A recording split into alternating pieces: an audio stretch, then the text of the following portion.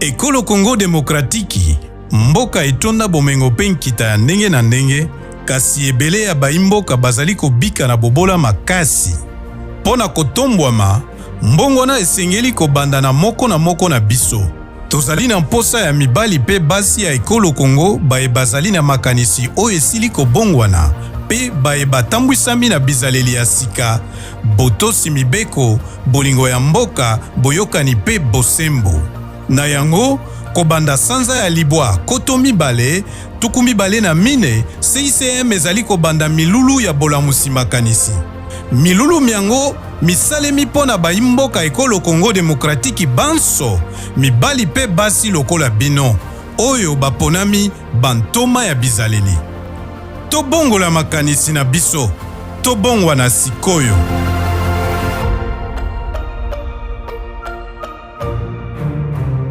Voilà, chers internautes, bonjour. Na prometa kibino ke nazoko kitakatanga. Chose promise, chose deep, na komi katanga. Naye pona nini, naye parce que mama Kati, mama sociale, mama na biso ya IDPS, ba mama oyo basala ka mobilisation, sensibilisation, visibilité ya chef de l'État awa na katanga. Na ye na lombango ndenge bandeko na biso katanga balobaka na ba force du progrès na ye na lombango ngape na kiti na Lubumbashi bango pe bakitaka na Kinshasa to ye na lombango na Kinshasa ngape na ye lombango na Lubumbashi po mama oboza komona aza en danger aza mama na biso ya IDPS mais bitumba ngo toza kokamwa eza ba bitumba interne ndenge bozo mwana Kinshasa za kondongwana entre bato ya IDPS awa pe na Lubumbashi ekoti entre bato ya IDPS et pourtant moto ya IDPS faut protéger ndeko na ye ya IDPS parce que IDPS ezali famille mobimba tosangana wa ba Congo ba Swahili ba Chilele donc les Kasaïens en général ba Équatoriens tosangana awa donc ba Mongo ba Pende ba Ngbandi ba Ngbaka tozali awa na kata IDPS mais maman moko ya IDPS aza na problème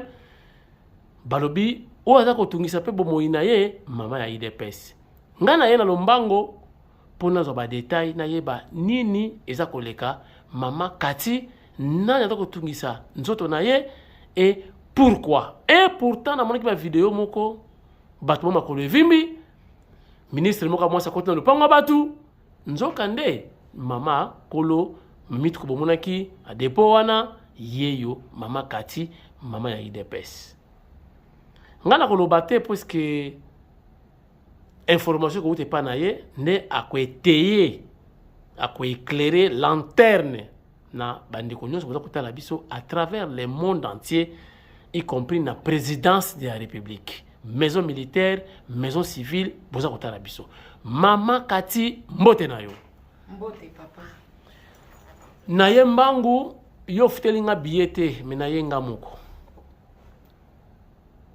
nini eza koleka awa nakatanga pona yo vraiment nakolobana na mukuse donc on cherche ma tête bitumba oyo ezoleka na katanga eya na mutu te eya na makolo te nayiba eloko ya mutu te natumbola mutu te na fanda nga na kwe na nga nde na fandaka omoni kaka nde chef de l'État son excellence Fachi Beton ayebisi biso ba mama totelema ya solo biso ba mama tolali soute na telemi na ngai na musana nga na osala na oluka mwa lipa bana yo moko yebi misala awa eyate tozo forcer to créer ndenga ko soutenir chef de l'État. Chef de l'État ayebisaki biso tango ayi na pouvoir les peuples d'abord. Les peuples d'abord, c'est pas que kaka ye moko nde fois sala. Il faut que biso nyonso to sala, to créer emploi, to pesa batu misala, banda kwa batu ezo mwa lipa pour vie continuer. Alors, ezaki un certain le 10 octobre na ndako.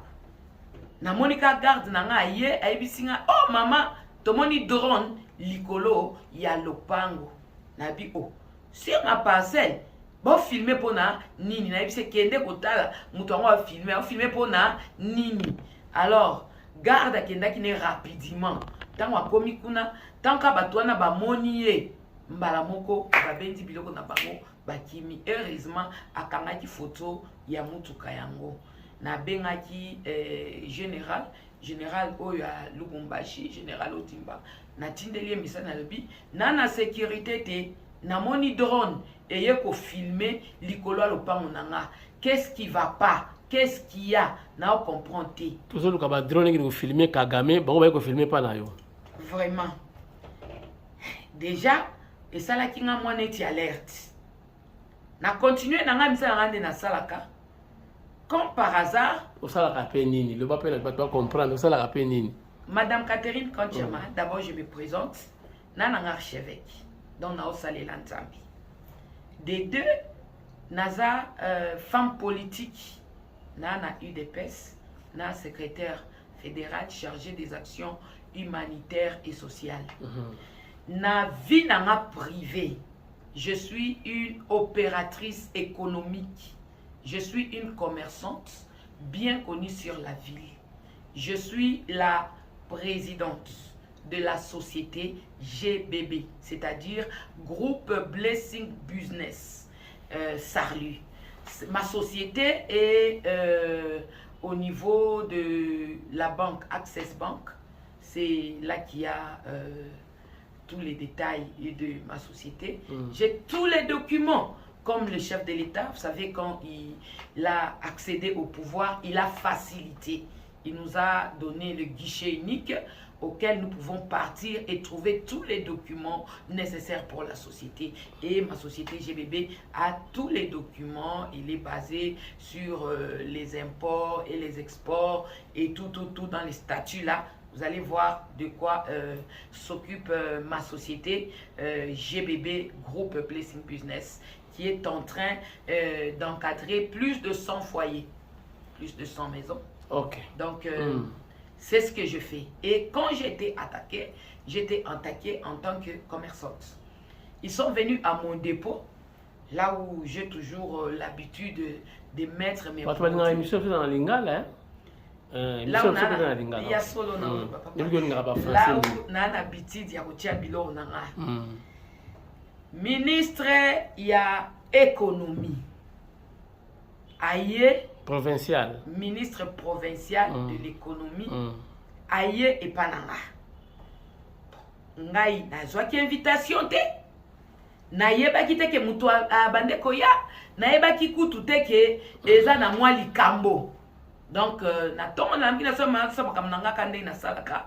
Na ke na frontière, ndenge na lukaka mwa lipabana, na ke na ko sala. Vers 12h, namoni secrétaire abeninga, atuninga abi maman, ministre ya nini ya économie aza awa. Oh, ministre économique question nga liboso na tuni. Ministre économie akoti na lopango ndenge nini.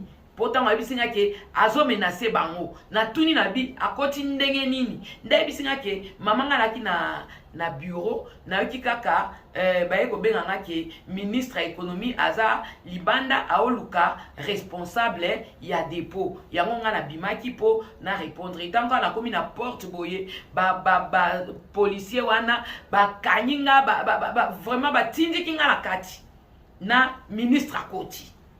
Tango akoti wana akuti tozaki na biso na lopango tosa misaka nde tosalaka to décharger biloko nini mbala moko aye mikanda ya mutuka oyo eza wapi biloko bo décharger mikanda eza wapi bazwi mikanda balakisi ye etiki mikanda mutuka aye siko azoloba bo pesanga mikanda ya nini ya dépôt. Maintenant c'est pourquoi secrétaire aye obenganga mamba oluka mikanda dépôt nga ebisi mikanda dépôt ngamtuna nango mende na nga musika ministre atiaki main libre to solana ministre na bisi ministre son azongi na ya ko présenter mikanda yo tikelanga kaka invitation parce que naza invitation te elo mote tikelanga ka invitation ngamo na ya ko répondre non il faut yo moko oya na gouvernorat ngai moko nake na gouvernorat nake kosa nini ngai nayebi ke na société so problème ezali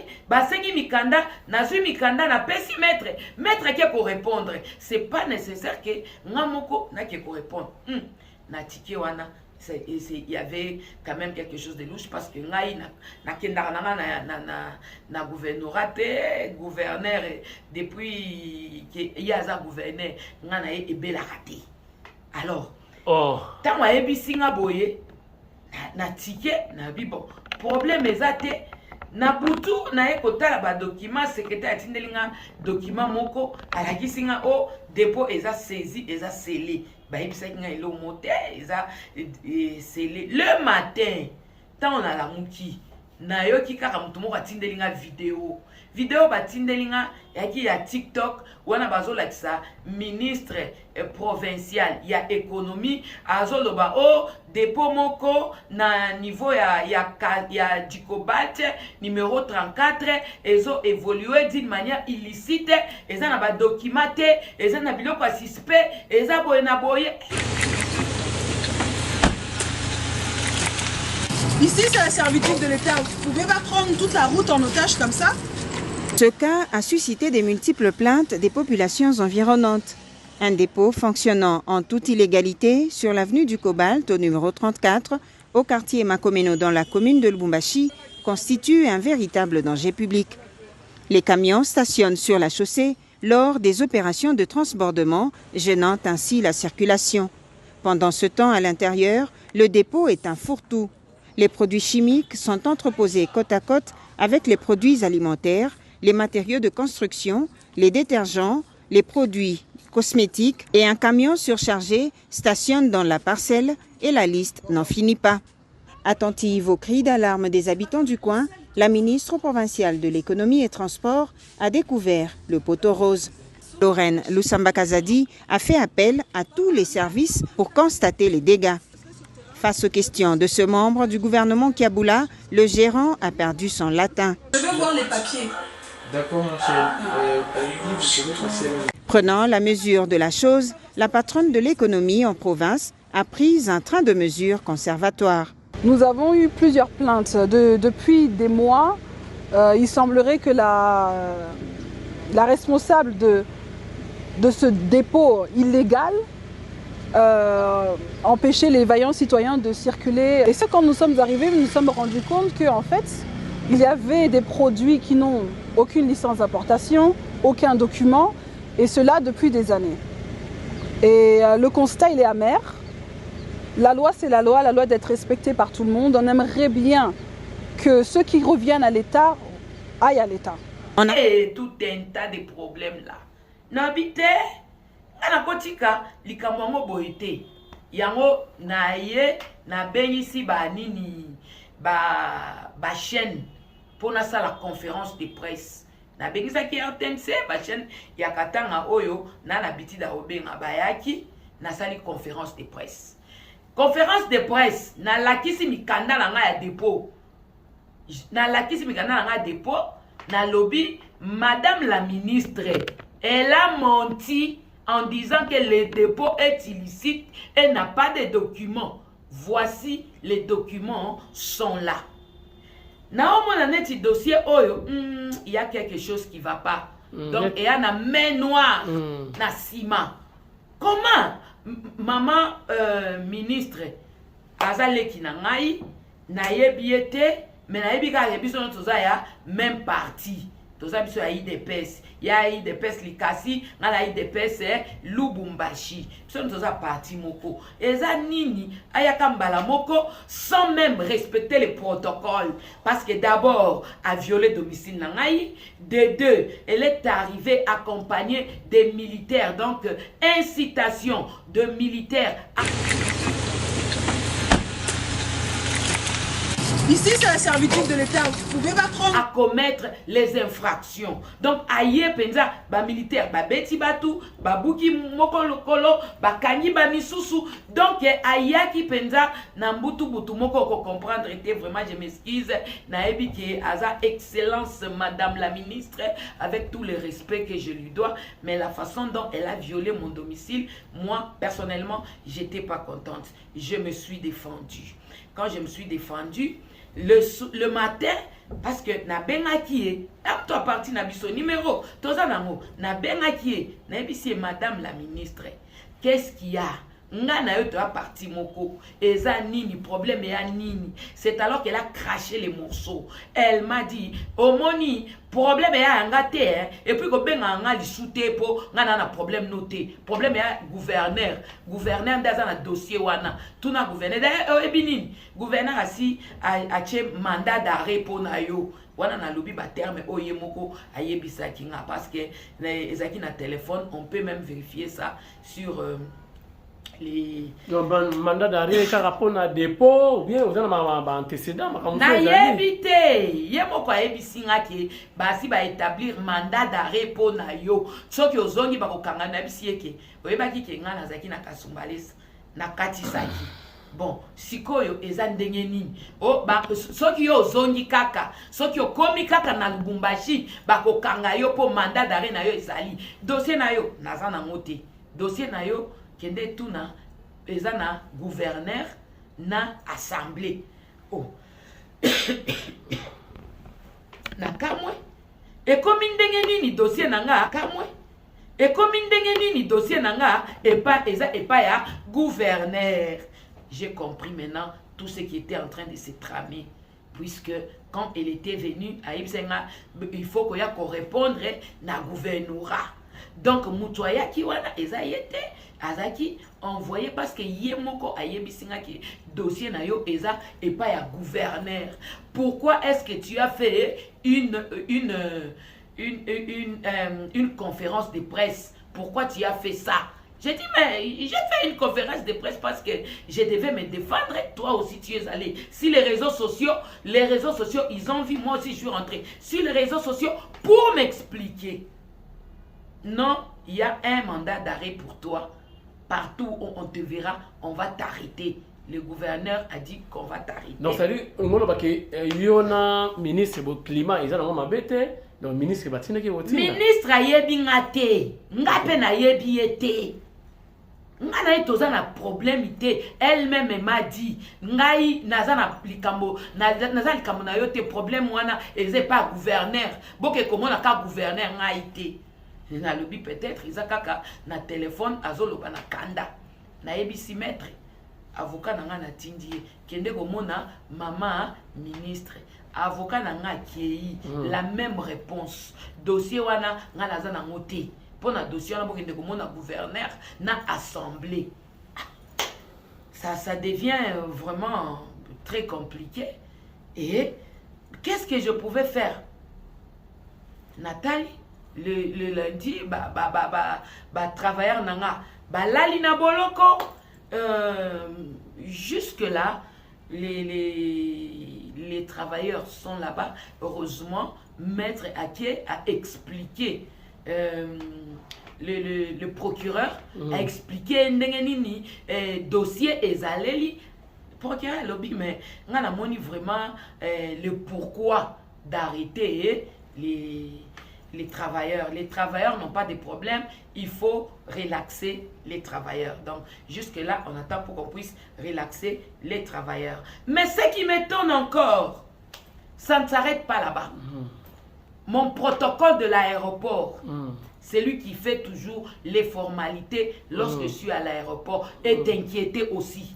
Donc, pour le moment, Yepeye, Azana, Mbangu, Akiminae. Po bazo benga ba ebisa ki maman na yo azwaki vol ya dimanche. Pourquoi elle a annulé le vol et n'est pas partie? Hi ayebiki ye aza boss na ngai. Nga problème na ye bangote. Si elle dit que elle va plus voyager, c'est pas mon problème. Donc il a été vraiment interrogé d'une manière très sérieuse là. Ba ebisi ki kombo maman na yo ekomi na rouge. Donc soki tomoni ye na aéroport tokangi. Donc c'est-à-dire ma dépôt na yo de prétexte, c'est-à-dire dossier mususu. Tango maître akena na nini na parquet. Le magistrat instructeur lui dit c'est un dossier d'État. Un dossier d'État. Ngai na détourné les biens de l'État. Ngai na fingi mokonzi ya mboka. Ngai na sali nini pour dossier wana ekoma dossier d'État. Likambo kaka ya dépôt. Dépôt mikanda eza nango. Infraction bazwaki dépôt illicite. Mikanda eza nango. Dépôt illicite, infraction wana ezo tenir na nini. Donc na olobaka na mukuse et à likambo acharnement. Je vais maintenant revenir pour vous dire ceci. Ngai, depuis que le chef de l'État a accédé au pouvoir, Bissotozana, association de soutien aux actions du chef de l'État, ASFD, une structure qui soutient les actions du chef de l'État. Et en cette période-là, c'est sans ignorer que le gouverneur était un membre influent de FCC PPRD. Alors, lorsque nous voyons des histoires qui ne marchaient pas ou qui allaient au travers des idées du chef de l'État, nous étions là pour dénoncer. Et c'est par là que le conflit avait commencé avec le gouverneur. C'était pas seulement ça. Le gouverneur, il avait envoyé des gens, d'abord sur les réseaux sociaux, comme on en parle toujours comme ça, les messages qui m'arrivaient sur le téléphone, mais babuka ki banda nangai 4 maisons et une maison en étage que j'étais en train de construire. Ouais, image tout le monde est calade.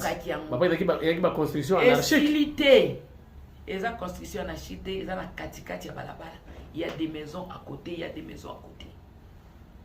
Et soukite na bande ko sala bambisi na osala bambisi na oteka ba tilapia. Jour moko ba ekaka bakangi ba tilapia 4 containers.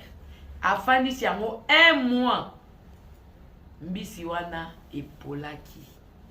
Bazu isumbisi wana baboki. Lelo ekomi lisusu dépôt. Sikoyo biso ba mama tozana mutu akosunga biso te. Biso nde totikali na bana. Tango abukaki ndako wana, papa bana abande kofanda kuna. Kobuka ndako babukaki wana abande kola libanda. Alali libanda pendant 2 ans. Alobi banda konanga ba investissement nanga nyoso na salaki ba ye kobuka ngo. Ngai nakolala lisusu na ndako te nakolala kana lupango nanga ti akufi atiki bana ne orphelin. Lelo tango ye akendaka bana ne bamona kaye mais bana na ngai bakomi ba orphelin likolo na ye. Sikoyo awa na musala muke otozo sala poto debrouiller biso ba mama. Naza na mutu akotianga loboko te. Naza na mutu akosalisa nga te. Nazo lala te, nalala kana likolo mituka, nazwaka ba camion, nake nanga na Zambi, nasombi biloko nanga nazola na ba camion, na olala na se, na olala libanda, pona lukata mwa 10 francs. Bana balia. Sikoyo na eloko bana bazo zwata mwa classe ba futela ya koti. Nasengi osengi na nani ba onyoso bazo yokanga bakota na likambo oyo ba onyoso bazo yokanga nasengi ba mama nyoso ba mama veve bakota na likambo na ngai po biso tozana mutu akosunga biso te na kiti lisusu nasengi na mama de mama la mère des mères mama na biso mama Denise Nyakeo mama yonde mama toko kende wapi soki bitumbe ezali tokwei na makolo wa mama kotika biso te mama Denise biso awa tozo lukalisungi toko sala nini na mama Kasalo mama ya mokonza mboka vraiment mama na biso mama Marti mama kotika biso te yo zape mama oza pe na comité na biso ya association de mama veuve mama kotika biso te mama yo telemaka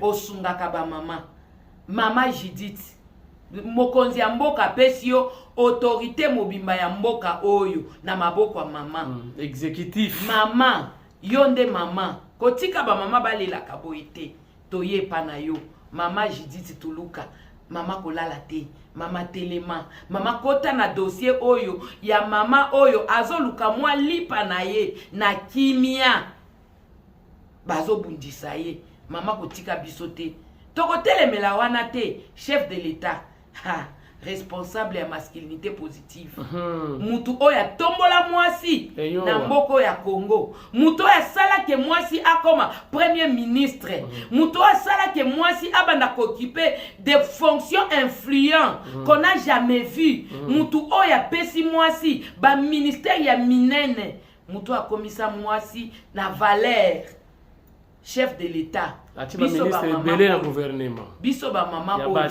toye tozobelela mpapa yokela biso biso ba mama biso nyonso ba mama toza sima na yo tolobi chef de l'état aza chef ya ba mama chef de l'état amutu asungaka ba mama yango toyepa na yo tozokita toke na makolo ya ministre ya justice mwana muke mayele bele mwana muke mayele bele constant okitaki na Katanga oredresaki makambo nyonso otiaki biloko nyonso en ordre ministre ya justice makambo ministre ya nini ya économie ya province oyo asalaki kokita na dépôt ya mutu esalemaka bongo yo nde ministre ya justice yo nde oyebi droit biso totanga na biso ba droit te biso toza bato toyebi koteka ndakala toyebi koteka Thomson totsuki wana yo nde muto tanga droit ministre ya justice ozalaki maître oyebi ba makambo ndenge ezoleka na mboka oyo olaka biso ke tu vas récupérer les faibles pour les remettre dans leur droit tobeleli yo ministre Mutamba ministre na biso ministre ya jeune ministre Mayele Bele kota na likambo oyo est-ce que ministre ya économie aza na droit ya kokota par force na lopango ya mutu ko saisir biloko ya batu ko beta batu ko kanga batu est-ce que aza na droit wana yo nde koyebisa biso toza na se ya makolo na yo toana eloko koloba te Congo na biso le président a dit notre pays c'est un pays de droit ezate ke ba oyo baza na fonction ba monela biso toza na eloko te yango toye awa toye po Congo mobimba ekota na dossier oyo botika mama te nga ndenge naza awa nazokima kima nayebi te esika nini bakozwa ngai bakoboma ngai nayebi te soki nakozwa opportunité lisusu nga pe kaka après émission nga tozwa avion na ozonga Kisasa pourtant bato luko boyo ozwa yo bena ngai tokei donc nga pe to si émission mbangu nazwa avion nazonga Kisasa. Mot de la fin nasengi batika nga nasala musala na nga na kimia nasala musala na ngai nasalaka musala na nga na douane na osomba ba mwa biloko na nga na lekisi yango na voie normale na ye na Katanga na teki yango chef de l'état salisanga mama ministre mama premier ministre Tuluka sunga ngai ministre ya justice salisanga mama Denise Nyakero sunga nga tozo kitati na suka tobeleli mama de mama na biso mama Marthe Kasalu ngai yo mwana na yo nasengi yo mama kotika nga te bosunga nga na dossier oyo ponga nazwa kimia na kimia te sikoyo mwa pesa pe numéro de téléphone ezate poso ko pesi ezalo ko miteki bafiti bakoluka sikoyo ba localiser yo rapidement basilisa ba besoin na bango na nzoto na yo intervention ekoya na mwa retard bon na éviter tout ça la ndenge nini bakobatela sikoyo ndenge nini awa tozonge lisusu po tolobela parti politique chef na biso CG Kabuya biso yawa biso nyonso toza bana na yo mwana bute donc ndenge toza awa yo nde papa na biso na politiki parce que yo nde oza CG ya IDPS le président AI le président AI ya IDPS toye epa na yo président kata likambo oyo lorsque bana mibale bazobunda na ndako bakendaki pa papa po papa akata likambo oyo papa yaka katela biso likambo ngana moni lobi mabe mama Catherine wana ministre alobi na yo nini ngai te eza gouverneur donc toyebisa te Augustin Kabuya nzeta mbila bazokata izokola ayebisa kiabula likambo nini na mama Catherine mama na ngai ya IDPS vraiment wana penza olobi eloko ifale koloba ndenge na lekani na histoire pour comprendre que muto à la base à gouverneur yango na osenga yo tuna monsieur Kiabula Katwe ngana ye eza nini bongo otia kimia entre ngana ye tozo swana pona nini to bunda pona nini na o comprendre te po yonde mokonzi na biso nyonso tuna ye likambo nini eza entre ngai na ye en tant que gouverneur de la province. Mokonzi ba gouverneur nyonso comme on a ye Jacquemaine Chabani le VPM yebisa paye moni lobati. Merci beaucoup. Nazo loba na VPM na biso.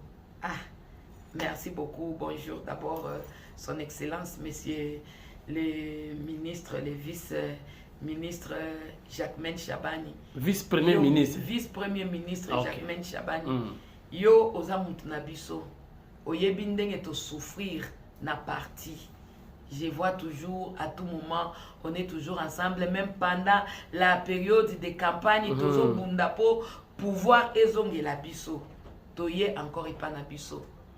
C'est vous qui êtes en train de gérer tous les gouverneurs.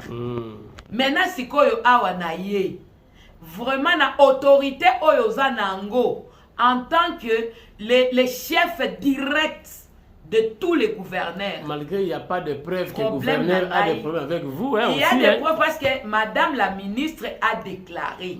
Elle a dit le dossier, c'est pas à moi, le dossier est auprès du gouverneur.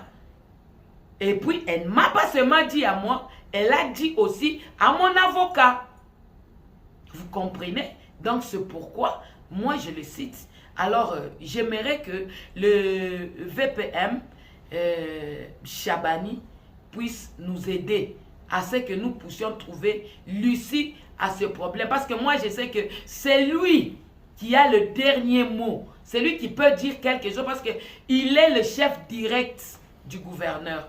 Donc, il intervient dans ce problème pour que la paix soit rétablie et que la population, les proches qui sont à Lubumbashi ne soient pas inquiétés comme ils le sont aujourd'hui. Ok. Voilà, maman Cathy, tu as épuisé minute nabiso ozui yomoko 30 minutes. Émission Mobimba, je crois au lobby nyonso o daki na motema na yo, motorazi par na ye, maman Marthe, chef de l'État, le CG Augustin Kabuya nzeta mbila bazo kateta kokola, le VPM, ministre ya intérieur, ministre ya justice. Premier ministre, je crois, au BBC bango nyonso o daki na motema na yo. Est-ce que les kamusu etikali? Te, nzambe apambola bino. Merci beaucoup. Ngana mikimeli nanga na ke aéroport nazonga nanga Kisasa. Mais attention, bache ope lisu na liste rouge te. Te, ngana na okene na nzete na olera lokola koka na ke nanga mbalamu. Merci beaucoup. Et Michel Sili, merci beaucoup. À la prochaine occasion et surtout bonne chance. Je crois information et l'équipe va continuer à intervenir rapidement pour maman Aza en danger yemoko lobiango parce qu'elle doit vivre oyo biso tu dois vivre. Merci et à la prochaine occasion. Bye bye. Merci. Corruption, tricherie, détournement, abus de pouvoir, mégestion, malgouvernance. Si nous continuons comme ça, ce pays ne se relèvera jamais. Changeons de mentalité, changeons maintenant.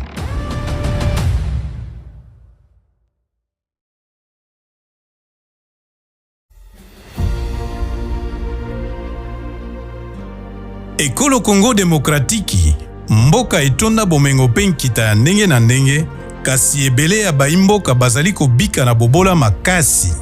Pona kotombwama, mbongwana esengeli kobanda na moko na biso. Tozali na mposa ya mibali pe basi ya ekolo Congo baye bazali na makanisi oyo esili kobongwana pe baye batambwisami na bizaleli ya sika, botosi mibeko, bolingo ya mboka, boyokani pe bosembo.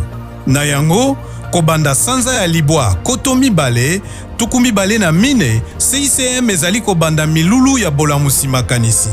Milulu miango, misalemi pona baimboka ekolo Congo Demokratiki banso, mibali pe basi lokola bino, oyo baponami bantoma ya bizaleli. Tobongola makanisi na biso, tobongwa na sikoyo.